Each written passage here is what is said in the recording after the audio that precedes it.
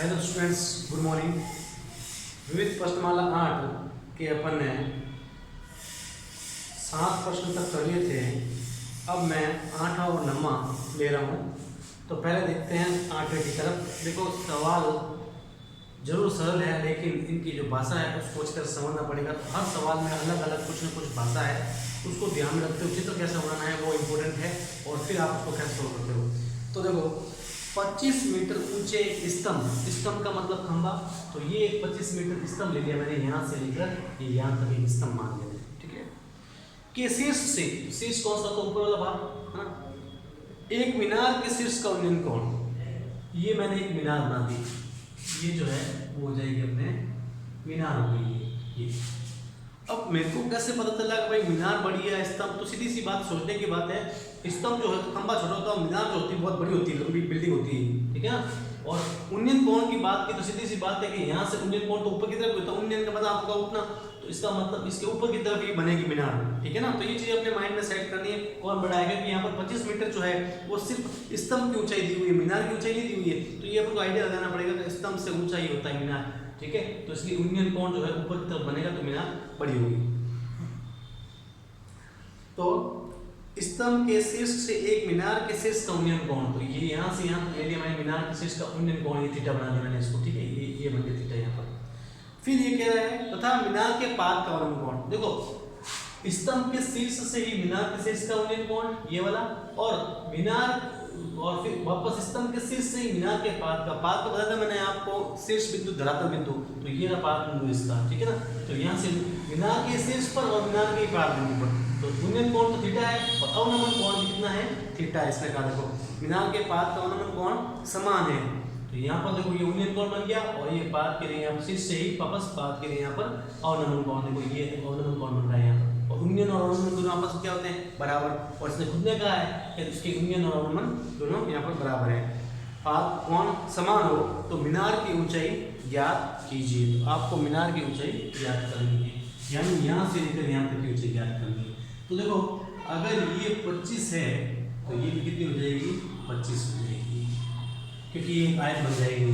तो यहाँ पर लिख लेंगे आप, क्योंकि बी सी डी ई एक आयत है, इसलिए ई डी बराबर बी सी बराबर हो जाएगी 25। इसको अपन एच मान लेते हैं, क्योंकि अपन पूरी चाहिए, टोटल कितनी हो जाएगी, देखो आप ये 25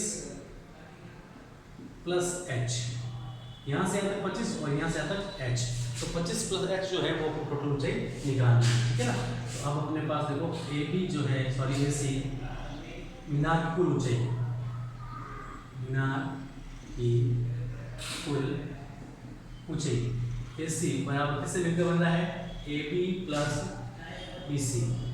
तो ए बी को अपन ने एच मान लिया, यहाँ पर एच माना, और बी सी अपने पास है 25, तो क्या हो जाएगा एच प्लस 25। तो ये अपन को निकालनी है मीनार की कुल ऊंचाई। अब थोड़ा सा ध्यान दें, तो मैं बताता था ये आयत है, तो इसका मतलब ये और ये भी बराबर होंगे, इसको अपन x मान लेते तो ये कितना हो जाएगा x। तो देखो बी सी बराबर ए बी बराबर x, ये x अपन ने मान लिया क्योंकि ये आयत है। अब 2 समकोण त्रिभुज बन गए हैं। तो देखो ए बी कर रखा मैंने आपको, समकोण त्रिभुज होना जरूरी है, ये त्रिभुज ही बन रहा है, देखो ए भी हो जाएगा, ठीक है ना, और भी है, लेकिन 2 ही त्रिभुज लेने हैं अपन को, एक ए बी ई और दूसरा लेना आपको ए बी सी, ठीक है ना। देखो समकोण त्रिभुज ए बी ई, ये अपन को निकालना है, और ये अपन को पास दिया हुआ है इसमें, तो अपन लेंगे लंब आधार, और लंब आधार जिसमें होता है tan थीटा बराबर लंब बटा आधार, वापस tan थीटा बराबर लंब का मान तो है h, आधार का मान x, h बटा x, इसको समीकरण नंबर 3। अब ये बात त्रिभुज लो, सी डी ई के दो या ई डी सी के दो, एक ही बात है। तो समकोण त्रिभुज सी डी ई में वापस लंब आधार का संबंध tan थीटा बराबर लंब बटा आधार, tan थीटा की जगह tan थीटा ही रहेगा क्योंकि थीटा समान है यहाँ पर, और लंब का मान है 25 और आधार का मान हो जाएगा x। ये हो गया समीकरण नंबर 2। अब 1 और 2 की तुलना कीजिए समीकरण 1 व 2 से। tan थीटा बराबर h बटा x, tan थीटा बराबर 25 बटा x, दोनों tan थीटा बराबर हैं तो ये भी आपस में बराबर हो जाएगी। h बटा x बराबर 25 बटा x, ये बाद में गुणे में जाएगा यानी x से x कट जाएगा तो अपने पास h का मान कितना आ जाएगा 25 मीटर। ये अपने पास h का मान है यानी इसका मान है 25, जबकि इस पूरे का नाम क्या है 25 प्लस h, देखो 25 प्लस h ये ऐसी मीनार को ऊंचाई, तो अब देखो लिखेंगे आप मीनार की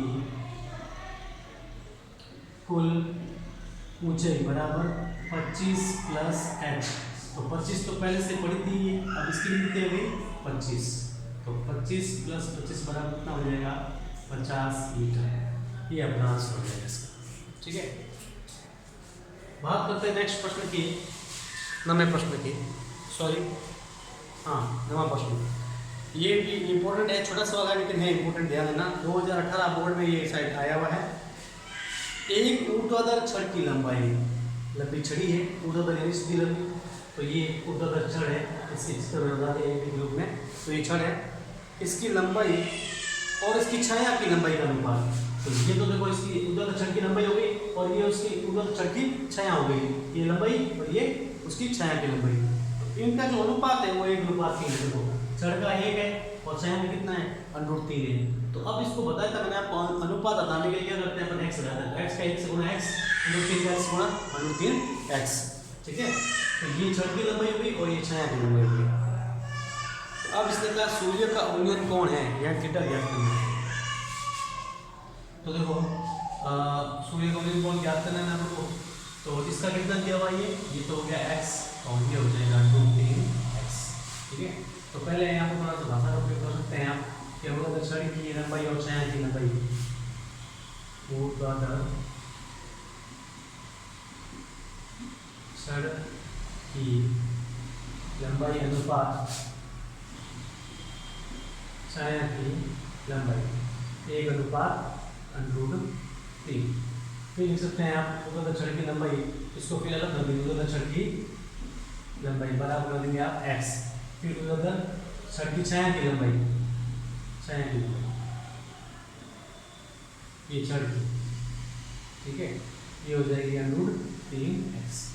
अब देखो आधार और लंब का संबंध किसमें होगा tan में, तो आपका देखो समकोण त्रिभुज ABC में लंब और आधार का संबंध tan थीटा बराबर लंब बटा आधार। थीटा की जगह यहाँ पर भी थीटा ही है जो अपन को ज्ञात करना है, और लंब का मान है x, आधार का मान है √3x। ये भाग में गुणे में x से x कट जाएगा, तो tan थीटा ऊपर बचेगा 1 बटा √3, खाली √3 मत देना, ऊपर 1 है x है x। तो अब बताओ tan में 1 बटा √3 किसका मान होता है tan में, तो वो होता है tan 30 का मान होता है, tan 30 बराबर होता है 1 बटा √3। तो tan से tan चला जाएगा, थीटा आ जाएगा आपके पास 30 डिग्री, और यही पूछा था इसने सूर्य का उन्नयन कोण, तो 30 डिग्री हो जाएगा इसकी शॉर्ट एल्बस का।